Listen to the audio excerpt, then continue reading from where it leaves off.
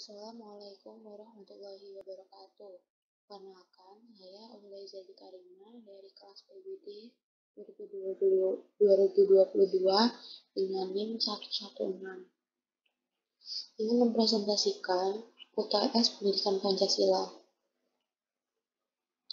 Yang pertama, yaitu tujuan pendidikan Pancasila. Menurut UU Nomor 2 Tahun 1989 tentang Sistem Pendidikan Nasional yang juga tercantum di dalam SK Dirjen Dikti Nomor 8 Dikti Kep 2003 ialah guna menunjukkan arah tujuan pada moral dan diharapkan dapat terrealisasi di kehidupan bermasyarakat setiap hari, yakni tingkah laku yang memperlihatkan iman serta takwa kepada Tuhan Yang Maha Esa, bertingkah laku kerakyatan dengan selalu mendahulukan kepentingan umum dan bukannya mendahulukan kepentingan individu maupun kelompok dan golongan tertentu, sehingga dalam setiap adanya perbedaan pemikiran selalu diarahkan untuk bermusyawarah agar mendukung terwujudnya keadaan yang memiliki keadilan sosial bagi seluruh rakyat Indonesia.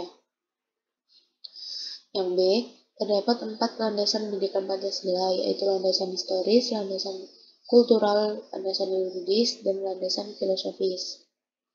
Nilai yang terkandung pada Pancasila berupa nilai adat istiadat, nilai kebudayaan, nilai religius. Nilai tersebut melekat dari implementasi serta teramalkan sebagai pandangan hidup bangsa dan nilai esensial kehidupan bersama di Indonesia.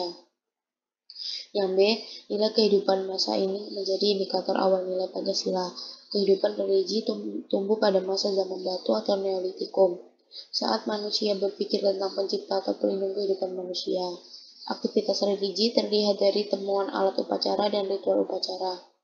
Nilai kemanusiaan nampak pada perilaku penghargaan terhadap anggota masyarakat yang meninggal, dilakukan ritual upacara penguburan sampai pemujaan arwah.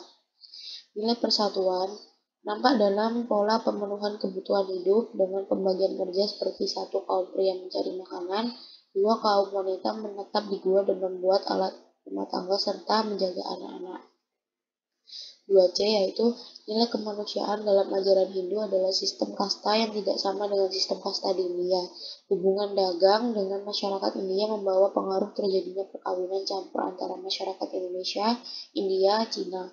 Hal ini menunjukkan bahwa masyarakat Indonesia terbuka, ramah terhadap siapapun, menghargai hak asasi manusia dalam konteks sederhana. Nomor 3A, nilai-nilai patriotisme bangsa Indonesia, yaitu 1. Rasa harga diri bangsa Indonesia yang merdeka, 2. Idealisme kejuangan yang tinggi, 3. Persatuan dan kesatuan, 4. Nasionalisme, 5. Anti penjajah dari penjajah. 3B, yaitu upaya mempertahankan dan mengisi kemerdekaan Republik Indonesia, yaitu selalu siap untuk membela tanah air, selalu menjaga keutuhan bangsa dan negara, melestarikan budaya bangsa, memperkuat sistem pertahanan dan keamanan. 4A, proses perumusan Pancasila dan Undang-Undang 1945 dilaksanakan 2 masa persidangan BPUPKI, yaitu 1. Persidangan pertama terjadi pada tanggal 29 Mei hingga 1 Juni 1945, membahas dasar negara Indonesia merdeka, dan kedua, masa persidangan kedua 10 Juli sampai 16 Juli 1945, membahas rancangan Undang-Undang Dasar. 4B, yaitu memahami arti sebenarnya dari Pancasila, yang merupakan ideologi yang berarti masih ada kemungkinan banyak orang yang belum memahami arti sebenarnya secara mendalam dari Pancasila.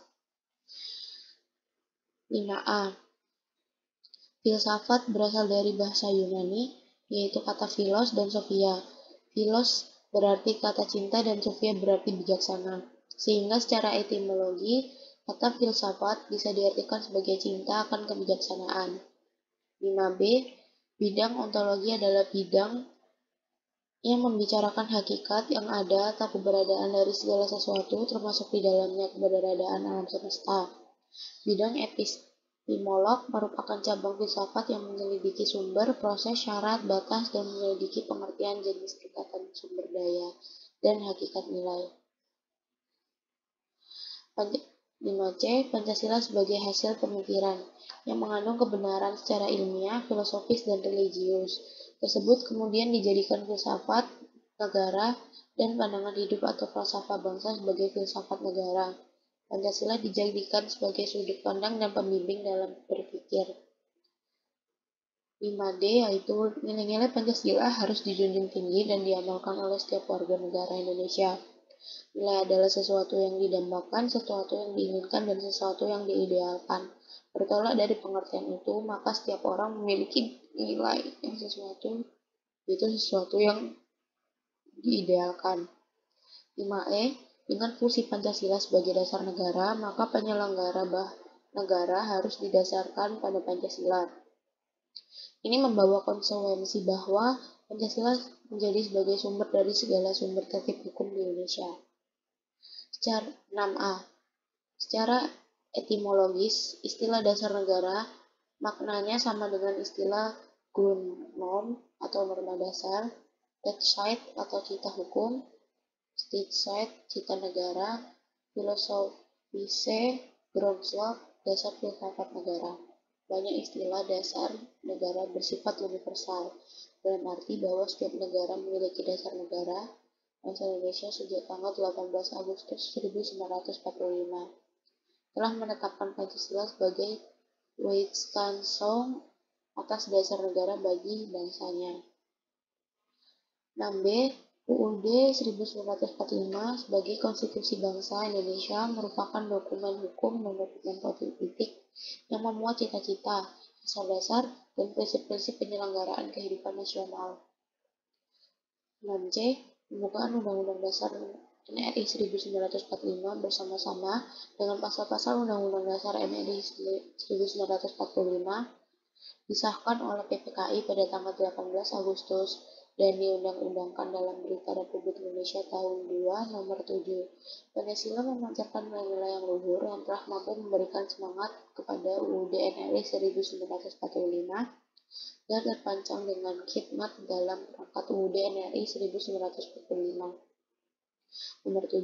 Sebagai warga negara yang baik, kita harus menghormati jasa para pahlawan dengan cara mengikuti upacara di hari penting, mengunjungi museum-museum untuk sekedar melihat sejarah para pahlawan, mengimplementasikan nilai Pancasila ke kehidupan sehari-hari adalah dengan cara menganut agama yang diyakini, menghargai pendapat orang lain saat sedang bermusyawarah. 8A. Dengan cara merubah kebiasaan yang dahulunya bekerja di kantor sekarang diganti dengan bekerja dari rumah. Semua aktivitas bisa dilakukan dari rumah, hanya itu yang bisa memutus wabah atau pandemi yang sedang terjadi. 8B. Sekarang banyak yang mendirikan usaha kecil di rumah untuk memenuhi kebutuhan ekonomi saat pandemi. Tak jarang juga para influencer mempromosikan usaha kecil tersebut agar banyak dikenal orang dan agar banyak pembeli. Dalam artian bergotong royong, bersatu saling membantu untuk pemulihan ekonomi yang lebih baik. Sekian dari saya. Wassalamualaikum warahmatullahi wabarakatuh.